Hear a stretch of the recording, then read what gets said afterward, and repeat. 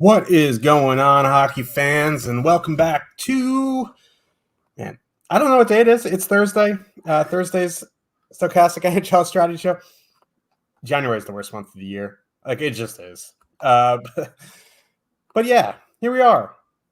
And you know what? I got a couple comments on my Twitter since I got the Stützle jersey. The Sens have been atrocious. It's been before I got the jersey, all right? They've been bad all season. It's a sweet jersey. Let it hang. I don't want to put the Callahan jersey back up, but anyway, joining me as always, Slim Cliffy, donning the Blues jersey could be some foreshadowing for later tonight. How you doing today? Oh, doing pretty good. Now that we're past the holidays, I'm starting to get a grip on what day it is, like a little bit better, especially with like the 13 games one day to the next, 13 games, like then it's Tuesday, Thursday, Saturday. But no, doing well. I was telling you before the show, one of my New Year's resolutions was to stop watching the Washington Capitals. So didn't watch any of the early game last night. Went to a movie instead. Did catch the Anaheim-Toronto game. Lucas Tostal, like, I don't know. Like, I know he's definitely had an up and down, let's say, start to his career, but it's not like he's necessarily been in the best environment for stability to start his career either. He looked really, really good last night. Pretty excited about the slate we have here tonight because there's no NFL football. So there's some pretty big contest on DK, the running back. $20 100K prize pool, 20K to first. They have the $5 150 max as well. They have the $4.20 max that they usually run on top. So there's a bunch of pretty good contests no matter the prize point because of no NFL. So with the NFL gone, looks like they're going to give NHL a bigger platform for now. We'll see how that goes. Well, I'm not holding my breath, but, so far so good. And lots of interesting games here tonight, considering there's some lopsided matchups and there's also there's a lot of road teams that I'm actually looking towards. And I was looking at the ownership for Top Stacks. We'll talk about it later. Like, I know it's a big slate, but so it looks like there's only going to be a handful of lines that are going to get close to 10% here tonight. Nothing, Colorado won at 26% at home to San Jose or anything like that. So, it should be a fairly wide open slate as far as picking lines and picking players and things like that go. And I like those kinds of slates. Yeah, I like this slate too. And we've been drumming. I guess that's not the right word. We've been yelling at DraftKings about their contests. Finally get some decent ones. Fill them, please, so I don't look like an idiot. More than I already do. But yeah. 13-game slate. This should be a good one. My Rangers have the biggest total on the night. Feels kind of weird.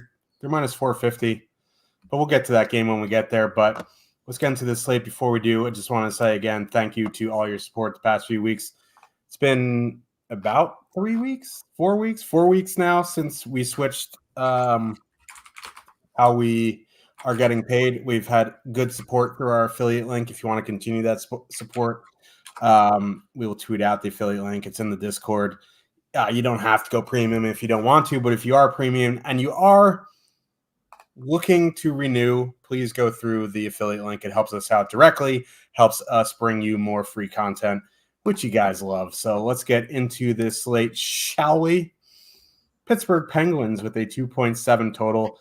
Heading into Boston, the Bruins have a 3.2 total. Looks like Alex Nedeljkovic rolling out for Pittsburgh. Boston doesn't really confirm their goalies, but it's going to be one of Swayman or Ullmark. They're both very good. I'll just say quickly, it's probably going to be Swayman because they have been rotating back and forth, and Ullmark went last, so I think it's going to be Swayman. Yeah.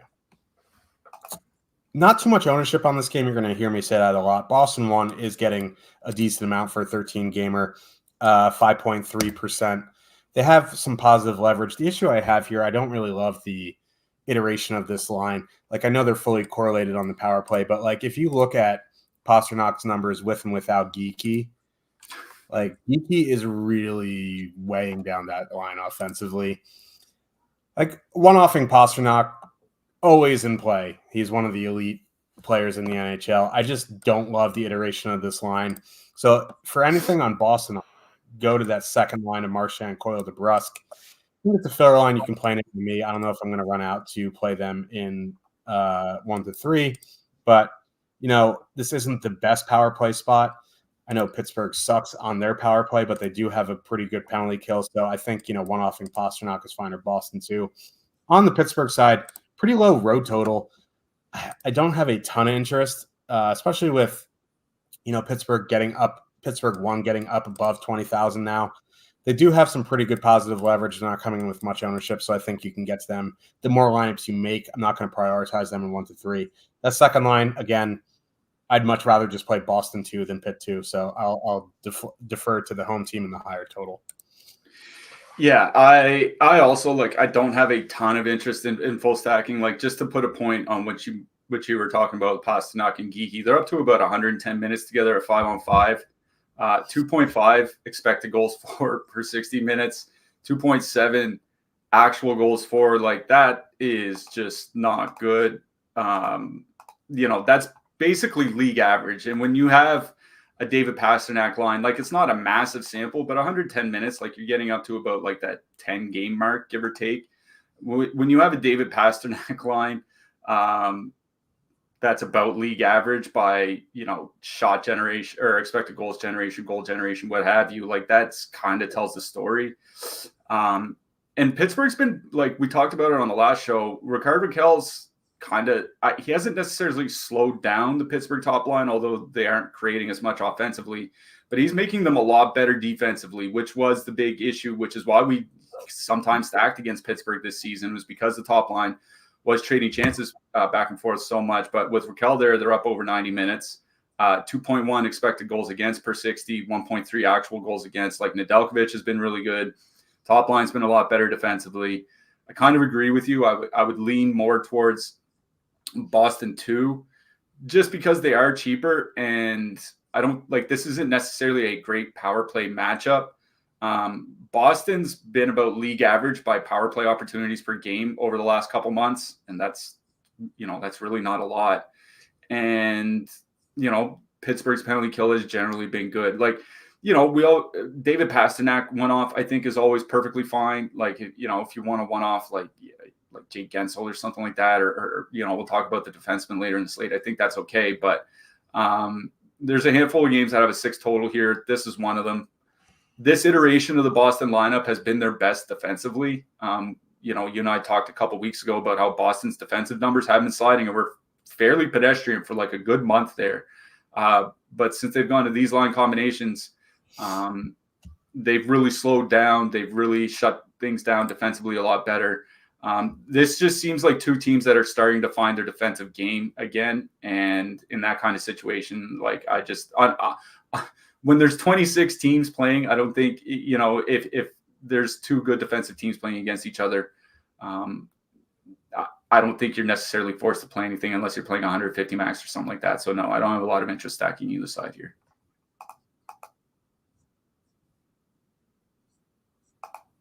Yeah, I mean, big slate. The more lineups you get to, the more you can get to this game. I just don't really love full stacking on this game. A game that I do have a little bit more interest in, Buffalo Sabres with a 3.4 total heading into Montreal.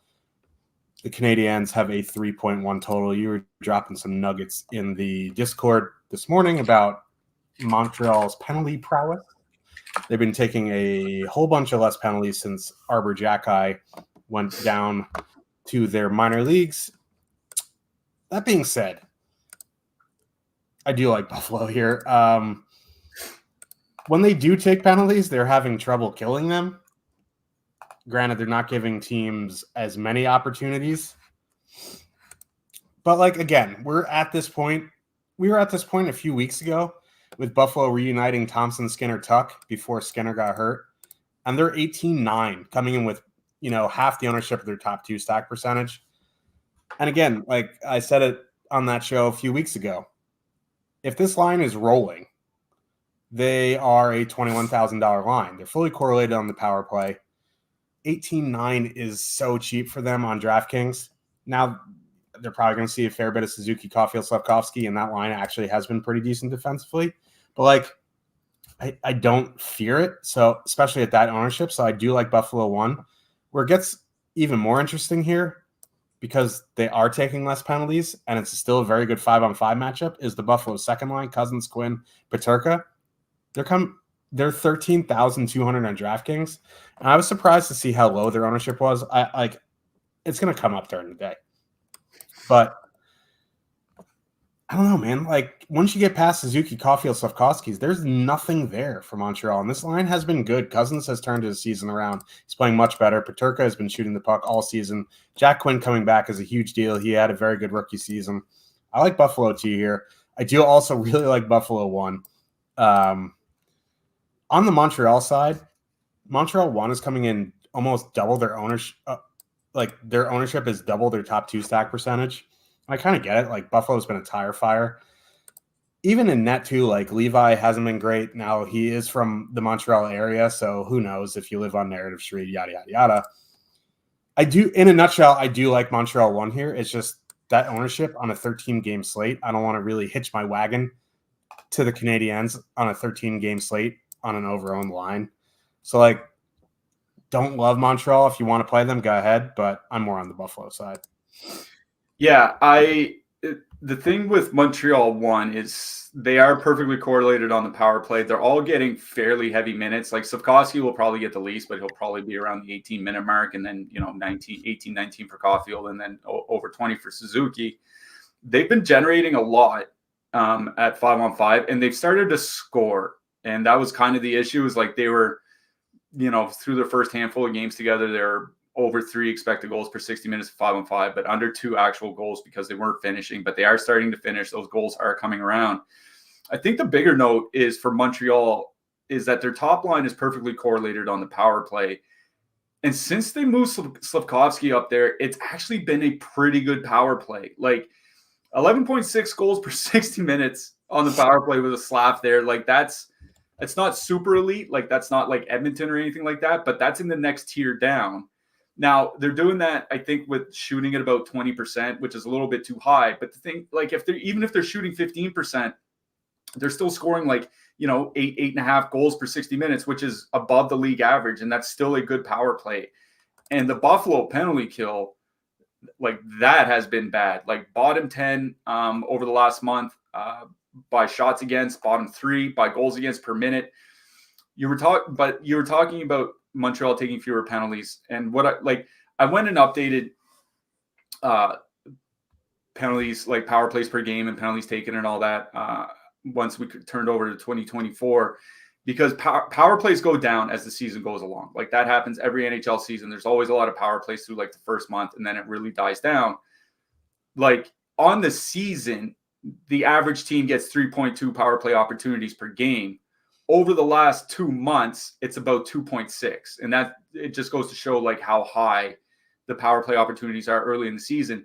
Over the last 2 months, these are 2 teams that are below average by power play opportunities per game. And they're both below average by power play opportunities given to the opponent per game. So, like, they aren't teams that are thriving or that are giving up a lot of power plays either way. But the Montreal top power play unit has genuinely been very good since they moved Slav up there. I think I agree with you. I don't want to play them at 10% on a slate this big. Like, if I'm going to play an over-owned line, like, this isn't going to be the one that I'm going to use. It is Buffalo that I have more interest in. You're right about the Buffalo top line, and they've been, like, they had kind of a tough start, and then, the injuries came along, but like their last 60 some minutes together, they're starting to generate like Buffalo did last year. Buffalo's top line, 3.4 expected goals per 60 minutes over their last 65 minutes and change. The problem is they're shooting 6.4% at 5-on-5. Like, once that starts to turn around, they'll be able to start filling the net. But it is the Buffalo second line I have more interest in. Just to bring up the top stacks again, there's the leverage you were talking about on the top line. But the second line doesn't have much, like 2.3%. You're right about JJ Peterka. He's been shooting a lot more this year. Dylan Cousins, he's been a lot better over the last 6 weeks, basically since the American Thanksgiving. Cousins had a rough first 6 weeks of the season. He's been a lot better over the last 6. I wrote up Jack Quinn in the picks article today because he's really cheap over on FanDuel, still pretty cheap over on DK. But the big thing is like with Montreal's top line off the ice, 25% more shots, 40% more high danger attempts against. Like that's what you get when you're putting the Montreal second and third lines out on the ice. And those are the lines that Buffalo 2 is going to get. So we're Montreal's not taking a ton of penalties. Like I'm not super, and Buffalo's not drawing a lot. They're only drawing 2.2 power plays per game over the last 2 months. Like that's nothing. So where Buffalo's not really drawing a lot of power plays, like I'm kind of more interested in their 5-on-5. And, that Buffalo second line has been really good since they've been reunited, out shooting the opposition 32-21 in nearly 50 minutes together. They were really good offensively last season. I think the line that I like best in this game is Buffalo 2. If they're 2 or 3%, like I don't really care on a 13-game slate. I just think they're in a really good spot, getting reasonable amounts of ice time, really soft matchup at 5-on-5. And the note that I make is Quinn's even getting some secondary power play time. Like they are using their second unit 35 to 40% of the time. So I don't mind Buffalo 2 here. I think they're my favorite stack in this game, factoring in, ownership matchup, all that, the price and all that. Yeah, if Buffalo 1 is underpriced, Buffalo 2 is also underpriced. As we started the show, though, the Jets had some morning skate, and they did some stuff to their lines. We'll get to that game later. But bonus. Chicago Blackhawks with a 2.3 total heading into Madison Square Garden. The Rangers have a whopping 4.1 total. I'll save you some time on the Hawks. I'm interested only in Bedard. And that's it. Maybe a guy or two on the blue line, but no full stacking interest on the Chicago side. On the Rangers side, I think it's just going to be going right back to the Rangers too, right? Like they're just going, and they haven't stopped, and they have positive leverage. Like Rangers 1 is fine, don't get me wrong, but they're coming in with negative leverage, and Blake Wheeler's on the line. Like I know Wheeler makes the line better, but he's just not a good DFS play at this point of his career. Also, Ottman is making his NHL debut tonight, not in the player pool. It kind of sucks, but. Not that I was going to play him, but I think, if you want a power play stack, go ahead. But, Rangers power play could beat anybody. Chicago's penalty kill has been sliding a little bit, but, it's still pretty good. Again, Rangers power play can, slice and dice anybody. But Rangers 2 is the line for me in this game. You want to go to Rangers 1. You want to leave off Wheeler and add in, a Trocheck or Panarin for some power play. Cool beans. But listen, it's going to be Bedard or bust for Chicago for me. So I didn't see a morning skate from Chicago. I know they said Anthony Beauvillier is out. Obviously, he's injured. Thankfully, this is an early game, so we'll get Chicago lines before lock. The reason I'm kind of interested here is Ryan Donato played the third period with Connor Bedard in their last game, and their numbers together this season are actually really, really, really good. At least offensively, 2.7 expected goals for, 4.2 actual goals for per 60 minutes and 125 minutes together, basically even by shots for and against, which on this Chicago Blackhawks roster, going even feels like a miracle. The funny thing is I was reading I didn't read an article. I just saw bits of an article yesterday where the Chicago coach was talking about how he didn't want to play Donato and Bedard together, even though it's been by far their best line combination. And I get why you wouldn't want to do it because it's kind of putting all your eggs in one basket. But this is a bottom 3 team in the league. What does it matter? Really, what does it matter? Are you trying to save a little bit of money from when Bedard comes up for his contract negotiation in a year and a half or whatever? I'm gonna wait to see what the lines look like at warmups. If Donato is still on the top line with Bedard, I would kind of have interest in stacking them because Donato is a good player. Those two have been really good together this season offensively. What kind of sucks is the Rangers are getting away from using the Zibanejad line in that shutdown matchup. Zibanejad line's obviously been pretty bad defensively with Blake Wheeler next to them, so probably for good reason. that kind of sucks a little bit. I don't really have a lot of interest in stacking Chicago. I would have some interest if Donato's on the top line. That's basically it. It is the Rangers side I like better here.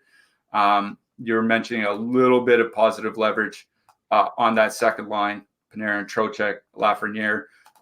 Lafreniere, he's up to 2.7 shots per game, 2.7 shots per game over his last 15 games. Like, he's starting to shoot the puck more, which I think is a pretty important note here. If you want to turn it into a power play stack, leave Lafreniere off, put Kreider on or something like that, I think that's fine, because Chicago's penalty kill, their goaltending has been pretty bad on the PK, and they're also taking more penalties than the league average over the last couple of months. So they're playing a little bit undisciplined. So I don't mind just power play stacking the Rangers. It is the Panarin line that I like best here. I don't think I have that much interest in stacking the top line. I feel like that's famous last words or whatever. But at the very least, I would want to take out Wheeler and put in one of Panarin or Trocheck and turn that into a power play stack. I put him on the slander list. But I agree with you. I don't see a lot of DFS value in Blake Wheeler these days. Yeah, I mean, when that team is healthy, Blake Wheeler is not in top 6. So, Columbus Blue Jackets with a 2.7 total. Yeah, non-contact, but Hedo's back in Europe. He's back in Europe under, on a darkness retreat, smoking ayahuasca with Aaron Rodgers or something. I don't know.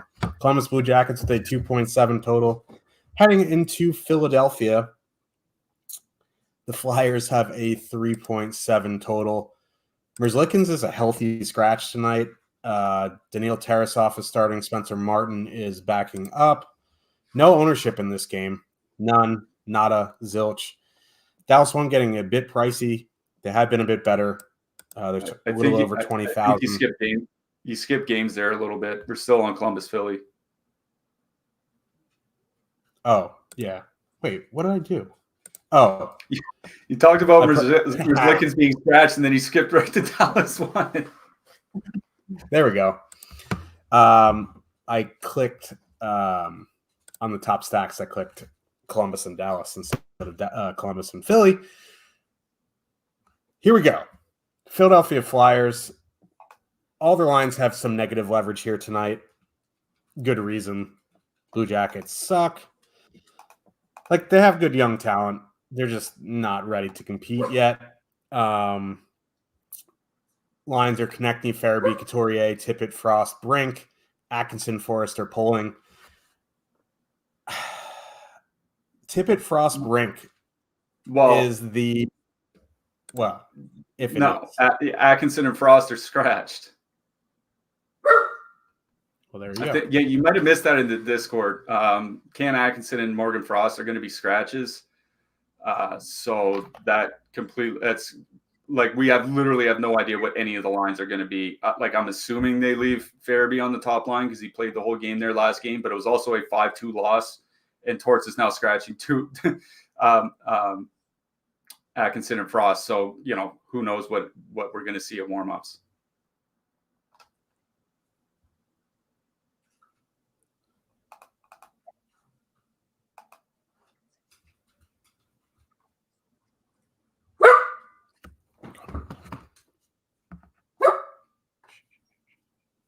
You there, Josh?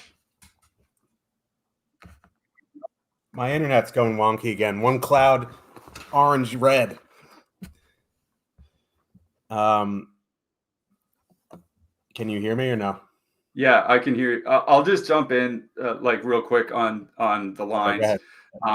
Like I said, Couturier, Konechny, and Farabee played pretty much the entire game the last game, but it was a loss. Torts isn't exactly known for leaving all lines together in a 3-goal loss. That's why Frost and Atkinson are getting scratched. I don't really have a best guess as to what the second line might be. Maybe they move. Honestly, I don't even know. Maybe they move Scott Lawton to the top line or to the second line. Sorry. Maybe they move Ryan Poehling up. Like, we'll just have to see at warm-ups. As for the power play, I think Tyson Foerster is going to take Morgan Frost's spot. Whether that happens or not, again, we'll see. I wrote up Travis Konechny for the picks article today just because it is such a good matchup. I was looking at some of his other data for the season, and like, he's added an excellent playmaking dimension to his game. They just need another winger that can finish regularly. That hasn't necessarily been the case for some of the wingers that they've used this season. And obviously the power play has been a big struggle. That's why his assist total isn't necessarily where it should be. There is a lot of ownership. There is a lot of ownership on the Flyers here tonight. 9% on the top line, as is 13% on the second line, as is. But the thing is like, with these lines almost assuredly going in a blender, we'll see. We'll have to see what they look like at warm-ups, but I'm pretty sure whatever the second and third lines are going to be are probably going to be fairly low owned, at least relatively speaking, because, you know, honestly, the second line could be something like Tyson Foerster, Owen Tippett, Scott Laughton. You know what I mean? Like, that's, we honestly just have no idea because they didn't have a morning skate. They just got back from a West Coast swing, et cetera, et cetera. So, like, right now, I'll say I have the most interest in the Flyers top line because Konechny and Couturier have been really good all season. Farabee's been their best per minute producer at 5-on-5 as well. But I think you might be able to sneak like a fairly cheap second line in, depending on what the warm-ups look like, just because nobody knows what those second lines are going to look like. So I would just say pay attention to whatever warm-up is going to be if you have interest in playing some Flyers depth, because I think you might be able to get a lower owned combination than what we're showing on the top stacks, just because Torts is going nuclear on the lines. Yeah. That was a rough few minutes for my internet and me. We're back. Steve in the chat says, no, Cates may return tonight, but not likely. I mean, listen, warm-ups, you have to see the Flyers lines. Any advice on how to structure lineups for 50-50s and double-ups? Some of the best advice I ever got for 50-50s and double-ups was don't force correlation. If you happen to get there, you get there, but you just kind of want to play the high floor, high ceiling guys. If you happen to stack some guys on the same lines, that's fine. I think you need to identify, you know, a couple really good, expensive players that you want to play, and then fill in with some value, but you're really looking for some high floor guys there. Yeah, and then, I'll just echo kind of what's in the chat right now is like, there's only one reporter saying that Frost and Atkinson are going to be scratched right now, and it's from a site that we don't necessarily want to rely on all the time for our news. So again, just be aware of that, but just be prepared for very new line combinations of warmups. Yeah. I don't know. Like, it makes sense. Like, it wouldn't shock me if that was true, whether that site is reputable or not. Let's actually get to the Dallas Stars now. Come on, Big Josh. Here we go. Colorado Avalanche with a 3.1 total. Heading into Dallas, the Stars have a 3.4. The dog wants some action on the camera, apparently. Come on, big guy. Here we go. No ownership on Dallas here. Now I can say that correctly. 1.3% on Dallas 1. Very tough matchup. It was a tough matchup. Now Johnny Drouin is on the top line. Like, I don't know if I want to play 20,300 for Dallas 1 here. I'd much rather just go to Sagan, Duchesne, Marchment at 14-2, under 1% against, you know, the depth of Colorado. So, like, I guess Dallas 1's fine in MME because Drouin does weaken that top line defensively. But I'm more interested in the Dallas depth. And even there, I don't have a ton of interest. Like, I'd rather play Buffalo 2 than Dallas here tonight. There's some other depth later that I like. Now, the real question here is what to do with Colorado, because they're coming in with pretty high positive leverage. With Drouin there, they're getting, it's like a 3K discount, but I don't know if I want a full stack here. If you want to one off McKinnon here, I think that is a fine time to do it, or two-man him with Rantanen. Like, I I don't love this game, even though it's a 6.5. I know the goaltending on both sides hasn't been great, but I don't know. There's other spots that just like so much better on this slate. So for me, I'm MME in this game. Yeah, I'll bring up that low ownership that you were talking about from Dallas. 1.3% top line, 0.6% on the second line. We'll mention that, that second line, their goal scoring and their expected goal scoring has gone down over like the last month. Like they had a really good first 2 months of the season. Now it seems like it's the turn of Wyatt Johnston, Jamie Benn. Funny enough, I was looking at some playmaking data yesterday, and we were wondering why that Johnston and Benn line wasn't succeeding. Two of the players that had the biggest year-over-year declines in assists on teammate scoring chances came from Wyatt Johnston and Evgeny Dodonov. And then, Jamie Benn might just be genuine, the Renaissance might be over. Like he might genuinely just be in his full age-related decline. But they have been better of late. I think the problem for me is like the way Colorado has their lines now, like, yes, Jonathan Drouin probably makes the top line a little bit weaker, but they're still fairly good defensively. Like 2.4 expected goals against per 60 is about league average. And you have, Ross Colton down on the second line skating with Valerie Nichushkin. That seems like it would be a pretty good defensive line to me. And then that leaves Logan O'Connor down on the third line. And Logan O'Connor has been arguably their best defensive forward this season. So, like, it seems like it's a pretty brutal matchup with the way Colorado has figured out their lines. Also, with the updated power play numbers, Dallas is only drawing about 2.1 power plays per game over the last, 6-8 weeks. I think my sample is 8 weeks. So they're not really drawing a lot. And Colorado's penalty kill has generally been good this year when their goaltending hasn't let them down. So, I think I would probably just go back to the Johnston, Benn, Dodonov line, get a piece of the top power play unit, get more into the depth matchups, maybe the third and fourth lines from Colorado. But I think this is another game where I would probably lean to the road team. I agree with you on Colorado 1. I think that's probably the direction I would go. Like they are one of the better leverage lines on the entire slate, 17.1% top 2 stack, 5% ownership. Drouin is getting a fair amount of ice time, 21 minutes, over 21 minutes in each of his last 2 games. They're still scoring 3.4 goals per 60 with him up there. The power play has been deadly. The Dallas penalty kill has not been that good over the last month or so, whether, Wedgwood, Ottinger, or you're just looking at shots against. They have been on a little bit of a slide over the last 12 games. I think it is the Colorado top line I like best in this game. I don't know if I'm running out to stack either side, though. Yeah, like it's a 6.5 total, too, and it feels bad because this was last year. There's some high octane in this game, but I mean, it still is, but I don't know. It just feels weird. As we mentioned off the top of the show, thank you so much for the support you guys have given us through Super Chats, through our affiliate link. And what do you get with that affiliate link if you're looking to go premium, which I just posted in the chat if you are interested? You get player and ownership projections, top stacks tools, line combination, and the Discord.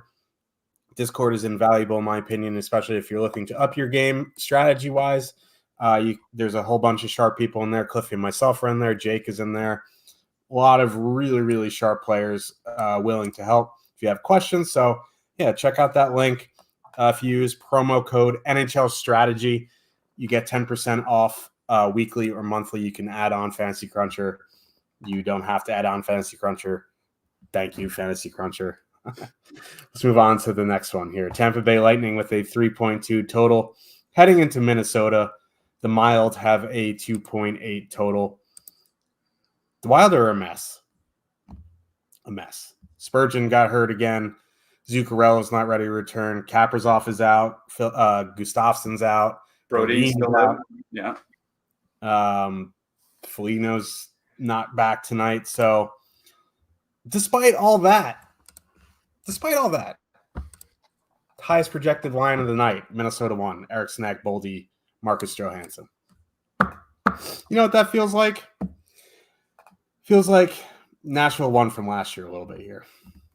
Yeah. Judging by Cliffy's face, I don't think he realized I was going in that direction. He thought I was going to zig, but I zagged. I just like I am a huge Joe Eriksson guy, and I'm a big Boldy guy. I'm not a Marcus Johansson guy, but that line combination, and they have like decent numbers. They have a decent sample, but that was when they were the second line, right? And there was Zuccarello, Kaprizov, and Hartman taking top competition. Now, Tampa Bay, not an elite defensive team by any stretch, but like I don't want to play chalk Minnesota here. It's one of those flag planting things for me. Is if that line beats me on a 13 game slate of chalk, good for you guys. Like I'll come back tomorrow. I'll put my tail between my legs and say I was wrong. But like I just don't want to play them as the chalkiest line of the night. Just is what it is. Like you want to play Rossi Hartman, I think that's fine. Cheap 2-man. I'm out on Minnesota 1. I think if you want to play them, go for it. For me, the real interesting side is Tampa Bay, and we don't have concrete lines. Now, Marc-Andre Fleury is going to have to start. So this is kind of like a Colorado situation or Edmonton situation for me without knowing the lines. I will focus on their power play guys. I think, Stamkos, Kucherov, 2-man is fine. Add in point. Like, I think you worry about the big three here, right? Kucherov, Stamkos, point. And you mix and match. If you happen to find a line combination that you like in pregame skate, you can go with that. But I think, like, if you're having a later lineup, you throw in those three really expensive guys, and then you can react to the news. There's a bunch of games after that you can put in. So power play guys for Tampa, not too much interest in Minnesota. Yeah, see, my big three from Tampa Bay are Brandon Hagel, Michael Eyssimont, and Anthony Cirelli. But, to each their own. We don't know exactly what lines are going to be. I haven't seen any morning skates yet. They did leave Stamkos, Cirelli, and Kucherov together for most of the game. Like, there's a shift here where Stamkos is on a different line or Cirelli was on a different line or something like that. But for most of the game, they were left together. I wrote up Stamkos in the picks article for one reason, and it's that when Kucherov was playing away from Braden Point, the team's goal scoring basically stays flat. Like Braden Point isn't the guy that makes Nikita Kucherov go. It's Nikita Kucherov that makes Braden Point go. And that's why, like, even when, you and I talk smack about Stamkos and Cirelli all the time, if it's just about anybody in the league except for Nikita Kucherov on the other side, like I would probably pass, but it's Nikita Kucherov. You know what I mean? Like he's having a Hart Trophy season. And a couple of the things that I mentioned in that article is one, Minnesota's penalty kill has stayed just as bad under John Hines. The only difference has been great goaltending on the PK. But if you look at the goaltending on the PK over the last couple of years, Marc-Andre Fleury's been really bad and Philip Gustafsson's been really good and Gustafsson's hurt. So it's going to be Fleury in net against a penalty kill that is bottom 5 in the league by shots against since John Hines came in. On top of that, when I was looking at penalties, power play opportunities given and taken per game, Tampa Bay is drawing amongst the most power plays per game in the league over the last 2 months, and Minnesota is giving up amongst the most power plays per game in the league over the last couple months. So you have a bad penalty kill with the worst goalie. A third of their team is injured, and they're taking a lot of penalties relative to everybody else in the league. I'm kind of digging Tampa Bay 1 here. So Kucherov, Stamkos, Cirelli. If you, like you said, there are a lot of late games with expensive players that you can swap to if you want. Like there's Vancouver starts at the same time. You have Florida much later in the slate. You have Winnipeg later in the slate. Like there are swaps that you can make depending on what your defensemen and your goalies are and all that. So, 9 out of the 13 games start at the same time as Tampa's or later. So there are a lot of games and a lot of players that you can swap to if they, just completely nuke their lines.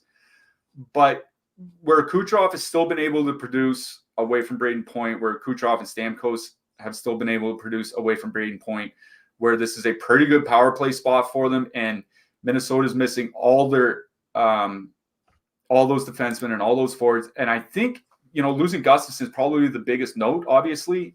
It's a pretty sizable downgrade in net. Tampa 1 is actually one of my favorite stacks on the slate here tonight.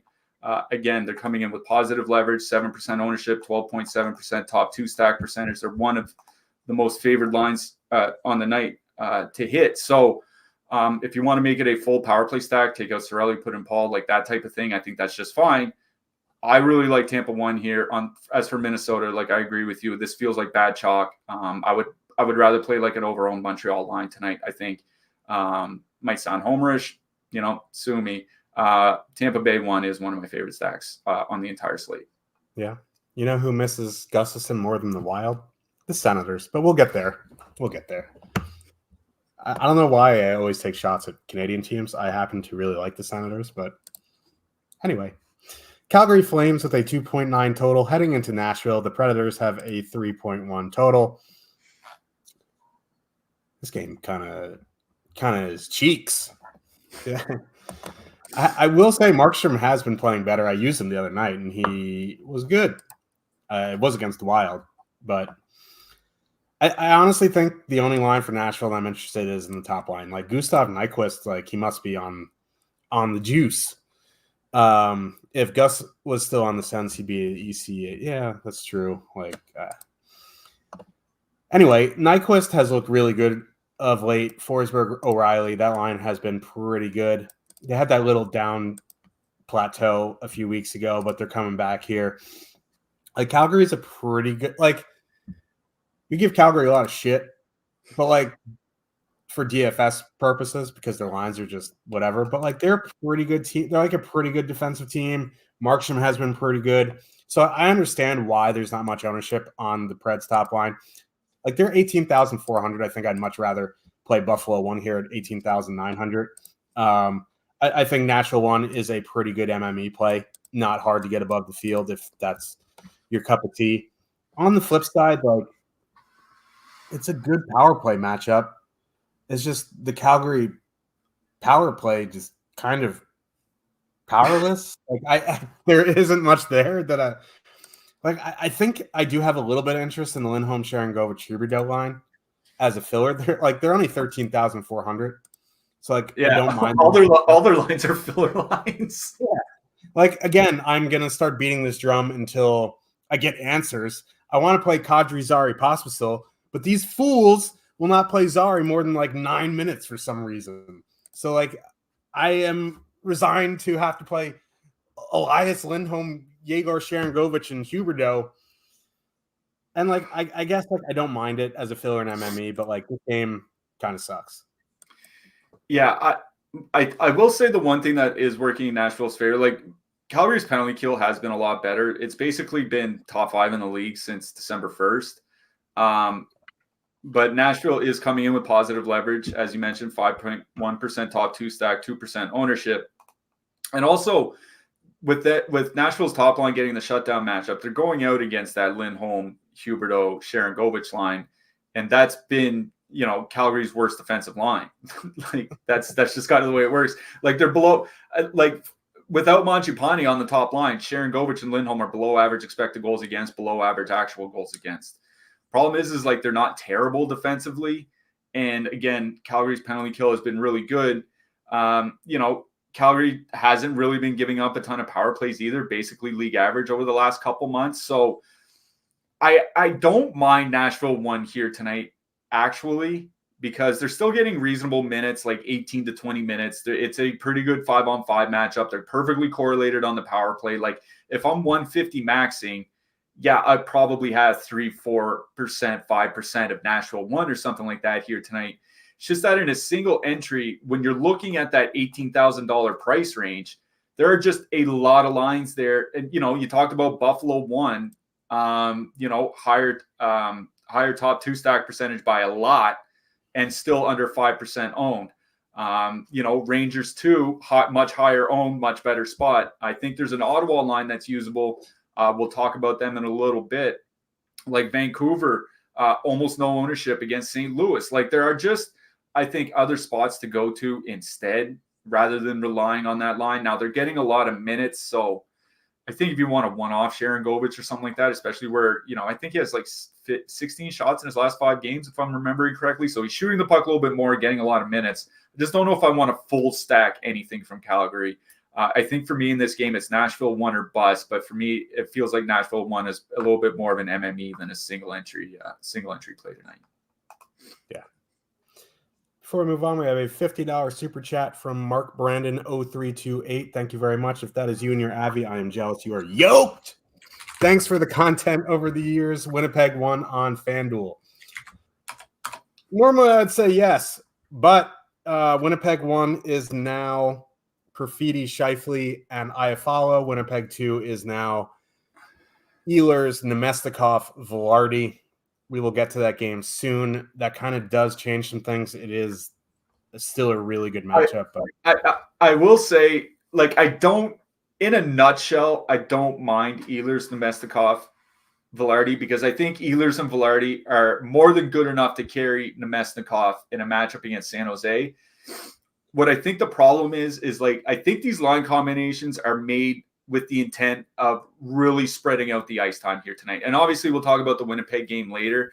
I just wouldn't be surprised if the top line has 17 minutes, the second line's at 16 minutes, the third line's at 15 minutes, and the fourth line's at 13 minutes. Because if they're in trouble against San Jose tonight, where they have to go back to their normal top heavy lines or whatever, something's gone terribly wrong. So that's why I think they're going to the lineup, because it's not it's not like Winnipeg was getting their brains beaten.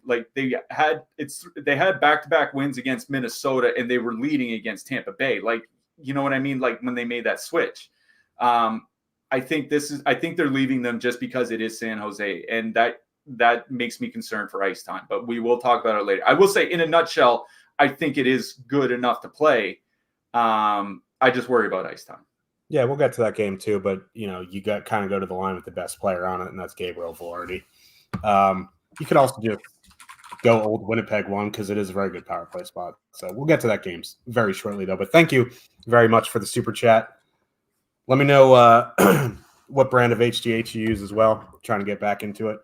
Vancouver Canucks with a 3.4 total heading into St. Louis. The Blues have a 3 total. Philip DiGiuseppe got hurt pretty early in that game. The lines are a mess after that, a mess. Elias Pettersson played with but they did run a morning skate. And they had Mikheyev and Lafferty back on the top line with Pettersson. I think it was Dakota Joshua on the second line. I actually don't mind that, but they had Andrei Kuzmenko skating as a scratch, but he was also practicing on the top power play unit. So that tells me that Kuzmenko is still going to be in the lineup, which tells me maybe Lafferty is going back to the fourth line, or maybe Kuzmenko is just going to play on the fourth line and then jump to the top power play unit. But yeah, a mess. In short, it's still a mess.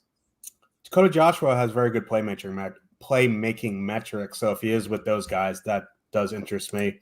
Almost anybody on that team playing with JT Miller and Brock Besser interests me, but sorry. No, it was Pius Suter, not Dakota Joshua. 3-point game, baby. Yeah. I mean, I used to play him when he was the Detroit second center. He probably still would be the second best center on Detroit right now. But, I don't mind it. I don't care who the third wheel with JT Miller and Brock Besser. I'll play JT Miller and Brock Besser in a nutshell. The thing is, though, Blues don't take a ton of penalties. They're one of the lowest in the league. And that's an issue because Vancouver is one of those heavily reliant teams on the power play. So, it is a 3.4 total, and there isn't much ownership, and it's that for that reason. But, getting over the field in MME, pretty easy here. The lines could be a bit worrisome, how they mixed them up, whatever. But, Miller, Besser, Suter, fine. Pettersson, Mikheyev, fine. I actually prefer that line with Lafferty than Mikheyev, or with Kuzmenko, as crazy as that sounds. Kuzmenko, like Jordan Bennington, had a season last year, and he got himself paid. He's just not as good as his numbers are. So Vancouver top 6 in a nutshell, more of an MME thing. 1 to 3, I'm interested in the Blues top line. They do have a little bit of negative leverage, but they're 16-8, which is juicy.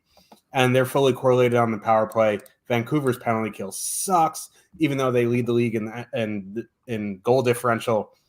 It's because they beat up on the Sharks like 19 times this season.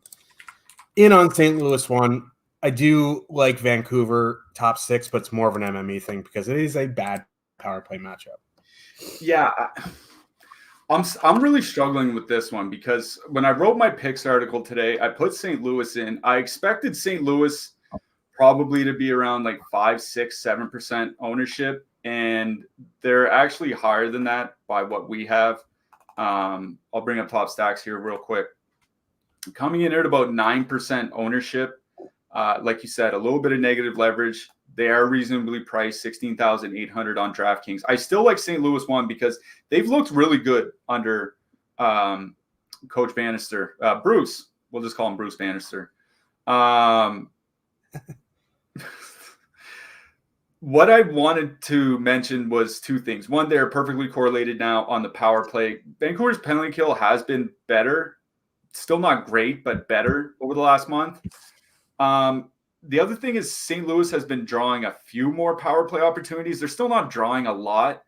But one thing St. Louis has been doing is taking more penalties. Like that has gone up over the last couple months. Now they're still below average. Like, you know, they're not up there in Ottawa territory or anything like that. But it does kind of, like, when I see the ownership, it kind of makes me want to play Vancouver a little bit more. Like, it's a 3.4 total for the Canucks, right? Like, that is a high road total, considering they only have like 4 guys that score. I mean, Pia Suter's 3-point game aside, considering they only have like 4 guys that meaningfully contribute, a 3.4 total on the road with no ownership seems really high. Like 1.7% with Kuzmenko on the top line, even if it's Lafferty there, I don't see it that coming that much higher. Under 1% for the JT Miller line. Like, I'm going to be honest, like, I think I'm pretty interested in playing like Pettersson, Kuzmenko, Mikheyev. If Lafferty's up there, like maybe I'll make a swap at lock. But if nobody's going to be playing a Vancouver team with a 3.4 total, and we have seen them beat the brains out of a lot of opponents, like, yeah, they haven't been filling the net like they did in the first, 6 weeks of the season or whatever. But it's not like St. Louis is a defensive juggernaut or anything like that. Like, especially where I think the way the line matching is going to work in this game is that Thomas is going to go out against Pettersson quite a bit. So if you want to drop down to the JT Miller line, like JT Miller and Besser up against Braden Shen and Brandon Saad, that heavily favors the Vancouver side. So I don't mind the Pettersson line because they are cheap and coming in with such low ownership. If you want to pay up a little bit more and go to the JT Miller line in a much better 5-on-5 matchup, I'm down with that. Like, I started the day pretty high on St. Louis.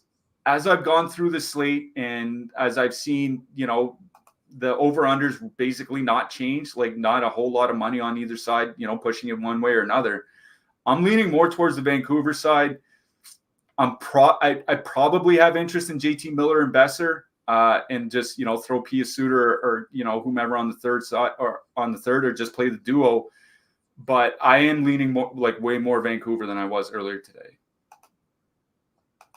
Yeah, like I said, I almost prefer Lafferty on that top line to Kuzmenko. Kuzmenko at this point is just an assist bot. So. I mean, I am still amazed. Like, I don't mean to rant, considering we're almost an hour into the show already. I am amazed at the number of smart people that thought Kuzmenko would come anywhere close to repeating last season when he shot 27% and had the highest secondary assist rate in the league. Those are like the 2 biggest red flags you could possibly have for a player's production. I don't know what people were expecting. Anyways, I mean, rant Vancouver, over. Smart people in Vancouver front office are like oil and water, so that's why he got the contract. Sup, Nolan. Anyway, New York Islanders with a 3 total heading into Arizona. The Coyotes have a 2.9. This game is just like this game's like going to the dentist. Like top line Kerfoot at negative leverage. Like I get it because Islanders penalty kill sucks. And that's fully correlated. But like they're only 13-9. So like it's not like they're 18,000 and you have to like sacrifice your next stack to play them. You can get your stack in and then play Arizona 1 with them. But like negatively leveraged Arizona 1 with Kerfoot on it. Not super exciting. It is a good power play matchup though. So like Arizona 2 again is fine as a filler. They're coming in with negative leverage. Kind of more interested in the Islander side. And it's that second line because that Kerfoot, Schmaltz, Keller line is going to see the Barzal Horvat because they were sending out Krause, Michelli, Bukestad, but their defensive numbers have. That was a really bad attempt at a slide, but so they've been sending out the Kerfoot, Schmaltz, Keller line, and that Krause, Bukestad, Michelli line is going to see Cliffy's client Brock Nelson. And they're coming in with no ownership, and they're 13-2, so I don't mind them as a filler. So, honestly, my favorite line in this game is New York Islanders' second line. Yeah, I agree with you. Like, I don't mind playing Arizona 1 here because they are perfectly correlated and because the Islanders' penalty kill is so bad.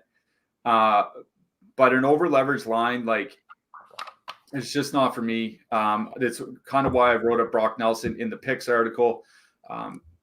He's on pace for 38 goals again. I think it'd be this third season in a row with at least 36 goals. Like it feels like the fact that he's doing this as he turned like 30 years old is something that we're not talking about enough. But that second line's still been generating quite a bit. 3.1 expected goals, 3 actual goals per 60 minutes at 5-on-5 over the last 3 weeks. Like Engvall, he'll get his points once in a while, but I think he's a guy you could probably leave off the stack. Like it feels like if there was a third assist in hockey, like he'd have a bunch of them. You know what I mean? But I really do like that Islanders second line because they are going to get a somewhat easier matchup against the Michelli line. There's no ownership. Like you were talking about low ownership for the Islanders, 0.8% on both of the top lines. I do worry about they're doing that thing again where the defensemen are taking a lot of shots.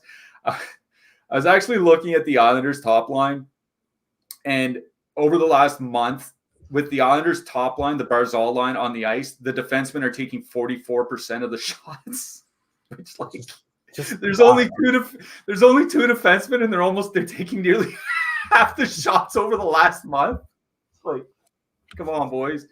Anyways, I just with almost no ownership, it's a really good power play matchup for Nelson and Palmieri. Really good 5-on-5 matchup as well. Islanders 2 is my favorite line in this game. You know, if you want to leave off Engvall and put on like one of Horvat or Barzal, make it a power play stack, I think that's perfectly fine. But I think it's just a really good matchup all around for Islanders 2. There's no ownership. They are one of my favorite filler lines on the slate. It's like why I said earlier tonight or earlier in the show why there are a lot of road teams I like here tonight. This is another one of them. Yeah. And, you know, it's a little, I don't know what I just said. It's a little bit lower total, but again, like it's a good special teams matchup. Ottawa Senators with a 3.1 total heading into Seattle. The Kraken have a 3.3. Oh, God, the Senators have been so bad, and they haven't been better after they fired DJ Smith. They've arguably been worse. And I can point to a few things. Maybe having Josh Norris as your top line center, not the best idea. I know they're trying to lengthen the lineup, but like put Stützle with Kachuk. And put Ridley Greig as your second line center. I think he's earned it by this point. Like I'm not sure that he's not just outright better than Josh Norris right now. Yeah. And they really need the inside gambler back, but that's for another time. But like you put Stützle with Tkachuk. You can put him with Batherson. You can put him with Giroux. You can put him with Tarasenko. It doesn't matter. They play really well together. Norris, Tkachuk, Batherson, they just aren't it. The problem here is, we were talking about it before the show, Dave Haxtell, a Muppet, sends out Wenberg, Tanev, McCann against Top Comp, and they've been so bad. They're awful defensively. But, I just don't want to play Norris, Batherson, Tkachuk together. If you happen to get to warm-ups and it's Stützle, Tkachuk, Giroux, I'm pushing the chips in. I'm all in. That's one of my favorite lines to play over the past few seasons. They're just not going to do it. I just don't know if I could play Sens with these current iteration of lines. I think Ottawa 2 is fine in MME. Seattle's interesting here because Ottawa's penalty kill and defense have been an absolute tire fire. And luckily, they're not chalk here tonight. And Beniers, Eberle, Tatar under 11K, and they're not getting much ownership. So if you are expensively power play stacking, I do like taking a couple guys off that line, Beniers, Eberle, Tatar. They have been very good.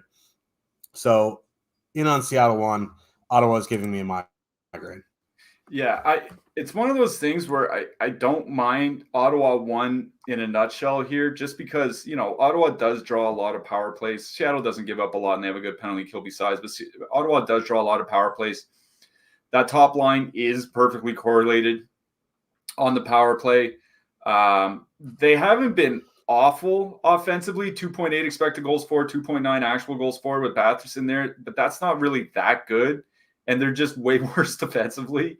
So in that kind of situation, I would probably just pass on Ottawa unless I'm in MME. It is the Seattle side I like more. We were talking about how Thomas Tatar is really fit in on that top line. You were mentioning it. Beniers, Eberle, and Tatar, 10,900 on DraftKings, only 1.3% ownership. Yeah, it's a little bit of negative leverage, but considering you're playing the Ottawa Senators, Seattle has a 3.3 total, and they're under 2% owned, and they're probably going to get the most ice time of all their lines here tonight.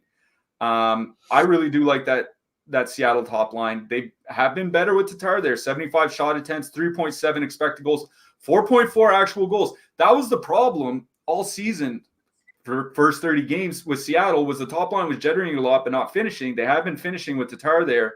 2 out of the 3 guys are on the same power play unit together. That'd be Eberle and Beniers. They're on that Justin Schultz unit. Ottawa's penalty kills absolutely garbage. You can do an Eberle, Beniers, Schultz, pretty cheap 3-man power play stack in a really good spot and go get an expensive stack elsewhere. I'm with you. I really do like the Beniers line here tonight. Sounds, man. Florida Panthers with a 3 total. I'm spent after talking about the Sens. The Florida Panthers with a 3 total heading into Vegas. The Golden Knights also have a 3 total. The Vegas Golden Knights also mixing up their lines. They're going Eichel, Marchessault, Barbashev, Stone, Stevenson, Dorfeev, Waugh, Carrier, Kolasar. I know Vegas just won the Stanley Cup, so I'm gonna keep the trash talking to a minimum here. But this roster is bad. I don't know, man. After Stone, Marchessault, and Eichel, these forwards are just bleh. Anyway, not a very good matchup going against Florida. Florida's been one of the best defensive teams in the league, which is crazy to say because last year they were wildly high pace. They have a very good penalty kill too. If you want to play Eichel, Marchessault, Barbashev in MME, that's perfectly fine. They're coming in with positive leverage. The Florida side is super interesting here. Again, no one's playing Florida 1. I don't know why no one plays this line. It's legitimately one of the best in the NHL. I get it because Florida 2 is $2,100 cheaper, but this is a good power play matchup. Vegas' penalty kill has been on a slide, and also Stevenson and Stone together have been atrocious all season, so I want to take advantage of that matchup. I'm in on Florida here. I don't know what your take is, but I'm fired up. Yeah, I am in on Florida as well. like Florida just has been really good defensively. I was looking over the last 3 weeks. The top line 2.1 expected goals against. The second line 2.4 actual goals expected goals against. The Florida penalty kill has been elite basically all season, especially over the last month. It just seems like a really bad spot for Vegas. They need Shea Theodore back badly. And I just saw an update. It said he's no closer to returning than the last time the coach talked to the reporters. And that's not good because he is just flat out one of the best puck movers in the league. I saw some stat earlier in the season where he was getting about as many touches per shift as any player in the league. And like when you include Connor McDavid and Artemi Panarin and all those guys, like he was integral to how they created offense or transitioned into offense through the neutral zone. Anyways, one of the reasons why we usually play Florida 1 is because Florida 2 is always wildly overowned. That's not the case here tonight. Top Stacks has Florida 2 coming in with positive leverage, 5.3% top 2 stack percentage, 3.4% ownership. This isn't a night where I feel like I need to go get a 0.5% owned Florida 1.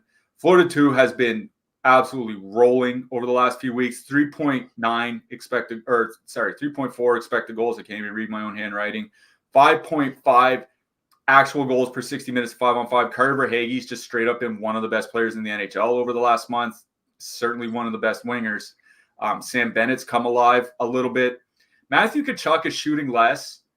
But one thing I was mentioning earlier was that playmaking data I was looking at. His playmaking has improved a lot from last year. And I think maybe that's why you're seeing Verhaeghe and Bennett score more of late. And they also get that Stone-Stevenson matchup. Like Stone and Stevenson this year, without Jack Eichel on their line, 3.6 expected goals against per 60, 3.4 actual goals against per 60 minutes at 5-on-5. And their penalty and the Vegas, like you mentioned, the Vegas penalty kill has really, really taken a nosedive over the last month or so. I know there's not a big total on Florida here, but there's not a big total on Vegas either. And that Florida second line has been humming along like they were all last season. They're coming in under-owned for once. I think this is the night where I might take a dive on Florida too. Yeah, and like Vegas's best goalie's hurt. Aiden Hill. Logan Thompson has been okay, but like, I don't know, man. I don't know. Let's talk about the Wings. Detroit Red Wings with a 2.7 total. Heading into Los Angeles, our Kings have a 3.7 total. They're starting Big Save Dave, by the way. First start for Big Save Dave, not against the Sharks this season. That could be a scene. But another team mixing up their lines. Like we've hit the point where coaches have gotten bored. Like, and the Kings have hit that point. Trevor Moore, Anze Kopitar, Quentin Byfield, Kempe, Pierre-Luc Dubois, Alex Laferriere, and Fiala, Deneau, and Carl Grundstrom. Quick rant on the Kings. If you're at this point in the season and you're going to jumble your lines, just move Quentin Byfield to center at this point. Like, just do it. Just do it. What are we waiting for? Anyway. I do know why they're moving Kempe to the Dubois line. They're trying to get Dubois going. I don't mind that line just because Dubois is so cheap. He's like 3,500. Laferriere is a shooter. Kempe is my favorite King. I like that line. Like, there's no line on Detroit that goes, man, I can't stack against this line. That JT Compher, he is just an elite defense. No. That, Lucas Raymond, elite, no. Like, I think all the Kings lines are in play here. The Fiala, Deneau, Grundstrom line coming in very negatively leveraged. That kind of worries me a little bit. So I'd rather go to the top line, more Kopitar, Byfield, or my favorite, Dubois, Kempe, Laferriere. If you want to leave Laferriere off and put a guy on the blue line, whatever. I'm in on the Kings. They have a massive total. What to do with the Wings here? Like, one thing that worries me is when you're playing a team that doesn't have huge samples with their lines, like you just don't know how they're going to mesh. So like for that reason, there's no ownership on any of these Detroit lines, and it is Big Save Dave in net, and he hasn't earned that nickname, even though he has a 951. But both those games are against the Sharks. I don't mind taking a stab on Larkin, Raymond, Perron. there's no ownership on them. So in like 20 max, if you go 1 for 20, you're way over the field. It's just a situation where the goalie is just the huge question mark. Kings are a wagon, goalies are a question mark. So I don't mind taking a stab at MME on the wings. Yeah, I think one of the reasons why I don't mind the wings, I would probably lean towards the second line, the DeBrincat Kane Comfer, for the only reason that you get two guys on the top power play, and Detroit has been drawing the most power plays per game over the last 2 months. And when you look at the penalty kill save percentages, like Cam Talbot's is 925 on the penalty kill, which is just absolutely bonkers. So you got to figure that one of the big reasons why the Kings penalty kill has remained so good is because of Cam Talbot. Maybe Dave Riddick isn't quite the same guy. If Detroit gets four power plays, can they let it Dave Riddick for a couple goals? Like, I think so. I think for that reason, I'd probably go to DeBrincat Kane, but I really don't have a ton of interest in Detroit. It is the Los Angeles second line.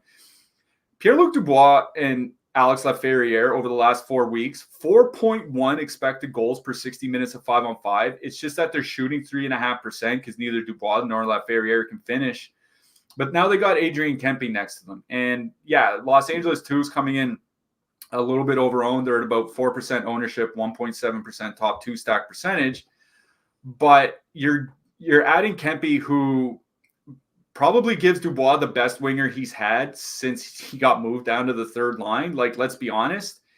And I'm not worried about any of the defensive matchups from Detroit, whether it's the penalty kill, whether it's 5-on-5, it doesn't matter. Like, this Detroit is just a bad defensive team. That's why I wrote up Pierre-Luc Dubois in the picks article. If you want to go to the more Kopitar Byfield line, because they're probably going to be lower owned, I think go ahead. But at 13,200 for Kempe, Dubois, and Laferriere, what I mentioned in the Dubois article, he's at a 4-year high in points per minute at 5-on-5. The problem is like he's just not he hasn't been playing a ton of minutes and has been moved off the power play. Still off the power play, but at least he's getting a much better winger next to him. I like Kings 2 here tonight. I don't mind the DeBrincat line either, but I think it's Kings 2 that I prefer way more than anything else. Yeah. Let's move on to the Sharks. Let's get the Sharks out of the way here, shall we? Winnipeg Jets with the 3.6 total. Heading into San Jose, the Sharks have a 2.5. If you're just joining us, the Winnipeg lines are a bit different. They swapped Scheifele and Nemestikov, so it's Scheifele between Perfidi and Iafallo, and Nemestikov in between Ehlers and Velarde. Like, I'm just going to go to that Nemestikov line if I'm, 5-on-5 stacking. I think you could still just go to Scheifele, Ehlers, Velarde. You probably just get them a little bit lower owned, I guess, but like, it's a good power play spot. You could just go like Ehlers, Velarde, Morrissey and call it a day and, find a center you like to one-off, something like that. It's a really good matchup for Winnipeg. Like, you can leave in Nemestikov if you want. Like, Velarde and Ehlers can kind of carry him. The Sharks side, like, I don't have a ton of interest. The one spot you kind of can take advantage of Winnipeg is on the penalty kill. But, like, there's so many lines that we talked about in that fillers price that the Sharks lines are priced at that, like, I don't think it's necessary to galaxy brain yourself into Sharks in 1 to 3. If you want to get to them in MME, that's fine. But this is a Winnipeg game for me. Yeah, I do have a little bit of interest in the Sharks because, as you mentioned, the Winnipeg penalty kill has been on a pretty big slide lately. Over the last month, dead last by quite a bit in shots against per minute on the PK, bottom 10 by goals against per minute on the PK.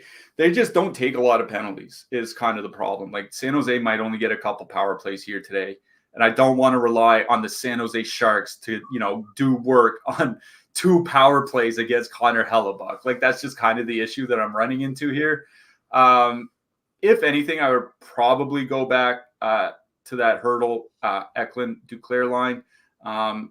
Eklund and Hurdle have been pretty good this season, even without Fabian Zetterlund, who has been generally good. The Eklund Hurdle duo, 2.9 expected goals for per 60 minutes.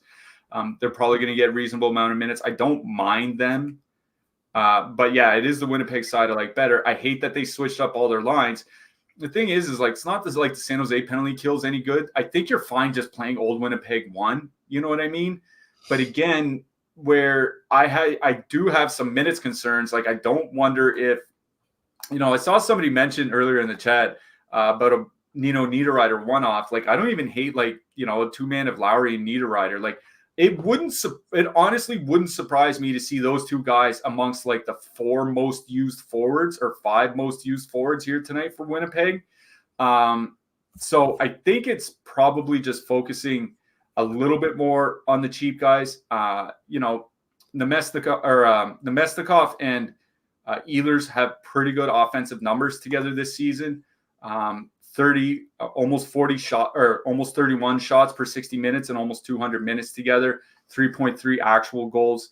So if I were to stack a 5-on-5 line, it would be Nemesnikov with Ehlers and Velarde. I just think that you're fine just kind of focusing on a power play stack or just going all the way down to the third line for Winnipeg. I'm not sure I would necessarily stack either of the 2 even strength lines up top. Coming up after us at 4:30 p.m. Eastern, we got Greg Ehrenberg with Owner's Box Live. Then at 6:30 p.m. Eastern, NBA Live Before Lock with Eric Lindquist and Matt Bellman. So make sure to stick around for that if you are playing NBA. Let's talk a little bit about defensemen here. Cale Makar at the top of the board, 8,400. If you have 8,400, I think you can play Cale Makar. But for me, the guy that sticks out in the top range for me is Noah Dobson, 7,200. As Cliffy mentioned, Islanders defenseman taking a boatload of shots. Interested in Dobson. Don't even mind Yossi here. Going down the list, I think Josh Morrissey is in a really good spot. Who else you liking? Yeah, I wrote up, Matheson in the picks article. I just mentioned, like, he's really good across the board. 5 goals, 20 assists, over 90 shots, over 70 blocks. Like, he just brings everything. Buffalo can be a high-paced team at times, and like I said, their penalty kill has been really bad. The power play has been really good for Montreal. I do like Matheson here. I also don't mind Dahlin on the other side for Buffalo. So it's really the 2 expensive defensemen in that game. And then Josh Morrissey for Winnipeg. In the mid-price range, like, I think Victor Hedman is at the top for me, because if you really, really like the Tampa Bay power play tonight, and I do, it makes sense to use Victor Hedman as well. So especially with, the 3 injuries that Tampa Bay's blue line still has. So I do like Hedman. Brock Faber, obviously, on the other side of that game, still very much in play. Torrey Krug, they said, is just maintenance over the last couple of days, so he'll be in the lineup almost certainly on the top power play unit. Don't mind Krug. Moritz Seider's been running the power play for Detroit. As I said, they've been drawing a lot of power plays. Don't mind Seider. And then Adam Larson for Seattle. As long as he's still relatively cheap, I think he's 4,200 on DK here tonight in a pretty good matchup against Ottawa. So I don't mind Larson. For cheap defenseman is Pionk from Winnipeg. I don't mind just, saving up on my defenseman for the Jets in that matchup. Alex Romanov from the Islanders. With the Islanders in that particular matchup, with them taking a lot more shots, always with Romanov. Nick Perbix again for Tampa Bay. Ty Emberson for San Jose. I was looking for through some of the rookie data. I know he hasn't played that much so far this season. I think he's only 18 games I'm looking at here, but he has some pretty good metrics, and he's been playing more minutes of late, over 21 minutes in 4 of his last 5 games. So I don't mind Ty Emberson, 3K for the Sharks. For super cheap guys, I wrote up Justin Schultz just because of how bad the Ottawa penalty kill has been. Like, Schultz feels like a guy, all he needs is an assist, a couple shots, boom, you're at value, or good enough value, I guess. So I don't mind Justin Schultz. Jordan Harris, 2,500. I missed the boat on him in Montreal's last game. He has some really good offensive underlying numbers, let's say. He might not play a lot of minutes, but he's also only 2,500, so I don't mind him for the stone bin punt. And Troy Stetcher from Arizona. They really have been spreading out the ice time a little bit, and Stetcher's still really cheap at 2,700 in what should be a fast-paced matchup for the Coyotes here tonight. Yeah. Missed most of that. I'll have to go back and watch to see who you like in the mid-range. But let's talk a little bit about goalies, as my voice has started to give up on me. At the top of the list, we have Igor Shesterkin at 8,500, Connor Hellebuck 8,400. I think my favorite play in the top range is Jeremy Swayman at 8,200. I'm not a huge spend up guy. I feel like Joey Decord is going to be popular, whether you want to play him at 8,100 or not. Like, I don't know. I don't know. Like, it feels kind of chasey to me. I think Vasilevsky at 8K is good if he starts. The two that kind of stick out to me are Sorokin and Connor Ingram. And then going down the list, again, I don't mind Markstrom again, as crazy as that sounds. And then down at the cheap guys, like, I don't know. There isn't like a cheap guy that super sticks out. Don't mind taking a stab at Nedeljkovic at 7K. Yeah. I wrote up Merzlikins in the picks article. Obviously, he's not starting. It's going to be Tarasov. Thing is, like, I don't even mind starting Tarasov if you want to go super cheap in net, because Columbus should allow a lot of shots, but the Flyers' power play is absolutely ass. And I have no real, like, you know, the Columbus penalty kill is not good either, obviously. That's one of the reasons why I wrote up Travis Konechny today. The Columbus PK is really bad. But until the Flyers show me they can actually like even be competent on the power play, like, I'm not that scared of them. And if Tarasov is just going to face a bunch of even strength shots, then I'll roll the dice. Like, I feel like he's fine for 7K. Connor Ingram, don't mind him for cheap as well, from Arizona. And I do have Jacob Markstrom. He's not like, he's in that, like, he's not super cheap, but he's cheap enough at 75. I think it's 7,500 on DK. With all of Minnesota's injuries, I don't mind him. The two expensive goalies that I had circled were Swayman and Logan Thompson. I think Thompson might end up seeing a fair amount of volume, considering, like you were talking about, that Vegas lineup not looking the best. I think he might see some volume at home here tonight. Yeah. Another slate where goalies suck. I will bang on that drum. Feel like for your hat trick pick.